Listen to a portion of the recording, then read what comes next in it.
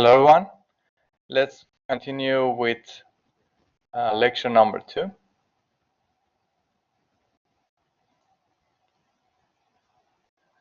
There are a few topics left for lecture number 2 that we will cover today. One of them is related to gene mutation. Of course, I don't cover everything related to gene mutation. Little by little, we are getting introduced with different types of them. But as a practice, it's good to know what happens here and why this is important.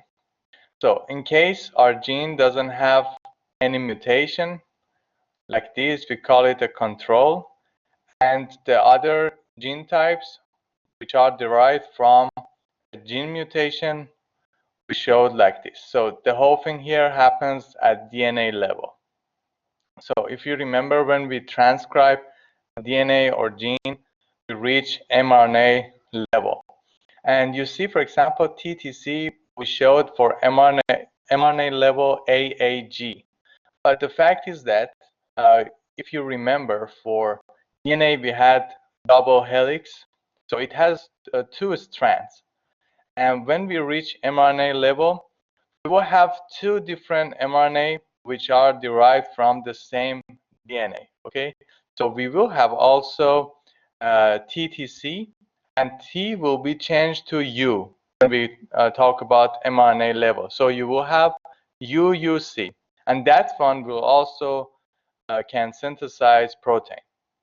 In this picture, they just showed the other side of the helix, and you can see T interacts with A always, and C interacts with G, the other side of the strand. Okay, so let's see, for the case of our control, TTC will have AAG for the other side of the double helix when it transcribed, and when AAG is translated into an amino acid, we will have this amino acid.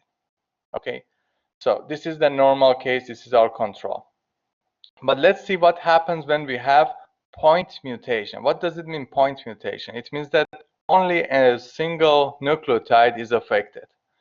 So for such a case, we call it point mutation. Otherwise, for example, if we have 3 nucleotides changes, for example, it is a deletion, substitution, doesn't matter. This is not a point mutation anymore. This is a simple example. And in this example, we are just talking about the substitution case. It means that one nucleotide is replaced with another nucleotide. Okay, instead of C, for example, we have T now. So we can have other options too, like for example, C is deleted, and we will have, for example, the next nucleotide in the sequence. Okay, it's not replaced with another one. But in this example, let's focus on just substitution, because I want to introduce you these terms which are important: silent, nonsense, and missense. So we can see here that C is changed by T. And the other side of the helix, you can see we have such transcription that we have AAA. Now, AAA and AAG, in the table of codons that we had in the previous lecture, we showed you that sometimes different codons will be translated into the same amino acid. So you see, the result is exactly the same, although we had such a mutation. So whenever such a case happens, we call it a silent mutation. It means that although the nucleotide changed, we received again the same protein at the end. So we synthesize the same amino acid. Now, nonsense, which is the we could say most dangerous one, because if it happens at the beginning of our exons, it will be problematic, because when you reach a stop codon, we stop synthesizing protein. So it just signals that we won't need any more protein after the chain that we already synthesized. So we already mentioned inside the codons table about the stop codon. So we won't have any production of protein after that.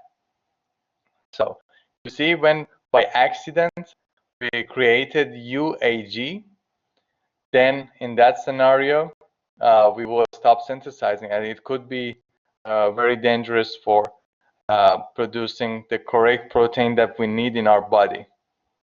And we have a missense case, and two cases can happen in that scenario.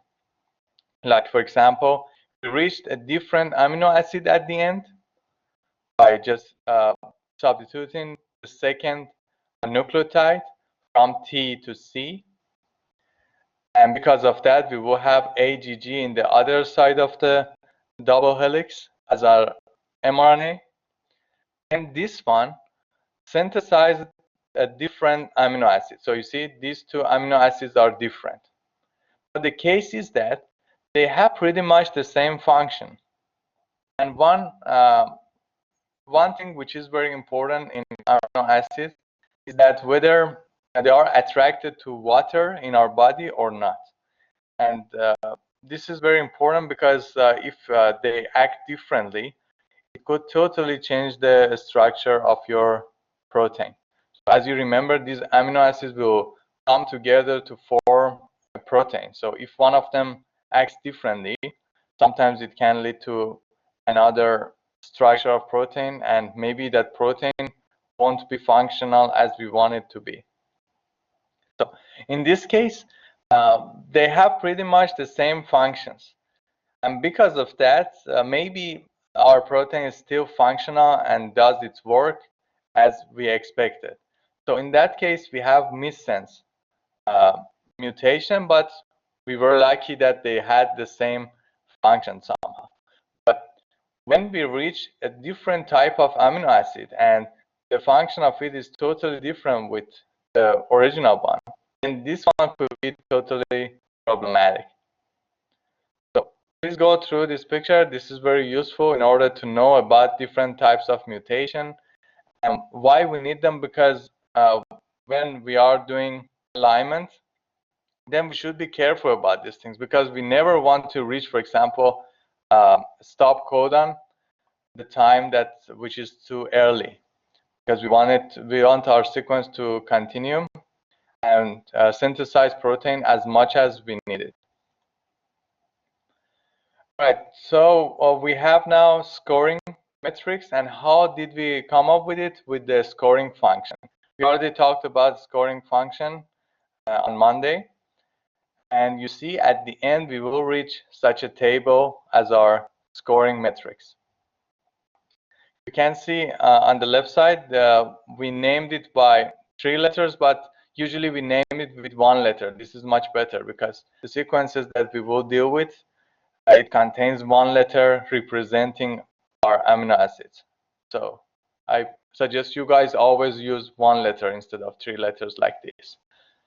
And you can see here on the diagonal, we will see that all of them are positive, because the same amino acid is corresponding with the same amino acid. So for sure, we don't have, for example, gap penalty or, for example, mismatching penalty there. So that's the reason that we have positive numbers here. But inside our table, it is possible even to find positive numbers even for different amino acids, you see. So for them, we will go through the details later when we see the examples and how they are useful in order to find our optimal alignment. There are already some known methods that we can use in order to come up with our scoring metrics. We showed you 2 most frequent one here, but we should also know that which one is proper for which type of alignment. For example, for PAM, we should use it for global alignments. What was global alignments? We are interested in the whole sequence. So we are trying to align the whole sequences together. And next week, I will also show you one interesting example to show you what's exactly the difference between local and global alignments and why we use them. So you see, PAM is useful for global, but the other one for local. And both of them, they have their own databases. If you check them out, you will see they have their databases. And we understand that PAM is based on small amount of data, but it's not the case for Blossom. And for counting is based on minimum replacement for PAM. But it is not the case for Blossom, because you can see that for this one, we are interested in cluster of sequences, and that's why we are dealing with local alignments. And PAM works better for finding remote homologs. You already know about this term and why this is important to find homologous genes. We talked about it before. But again, the other method is good for local alignments, not for global ones, and find the very big answers for like homologous genes. So, from next week, I'm going to show you various algorithms, and we will start our weekly assignments. And you will see how we can solve problems related to sequence alignments. And our course will get even more interesting from that point, because your course is an elective for CNG. And from the third week, it will make more sense for you that's why we have it as our elective. And it gets very interesting because we can now solve questions related to bioinformatics. Of course, we start with simple ones, but later maybe it will get more complicated, but you will be ready for that. And what I'm emphasizing in teaching this course is that I want to be flexible. For example, I don't want to just focus on these two methods, because if assume that you know these two methods perfectly, but scientists already know about these two methods, and they have already checked different genomes, different sequences. So those big projects with big money, they have already used this algorithm to find out whether we have, for example, homologs or not. But if you come up with your own algorithm and find new things that no other scientist could do that's the key for being a good bioinformatician. That's why what I want to do in this course for you is to make it flexible for you. For sure, I will introduce known methods like this. I will even use it in our weekly assignments. But I want to make sure that you are not just memorizing these things. You can come up with your own algorithm, which is very useful for your future. And we will do it step by step. We don't want to rush through that. So I will try to make you a good bioinformatician at the end of this semester. Of course, this is just an introduction. It's not like we can suddenly work on big projects after that, but it shows you at least the way. And when in the future some of you decide to continue your major in bioinformatics, then you will have a good background to do that. I'm sure you will be successful in that if you want to continue and interested in this field. Okay, guys, so if you have any questions, please ask me. Otherwise, I will see you guys on next Monday, and we will start also our weekly assignment from next week.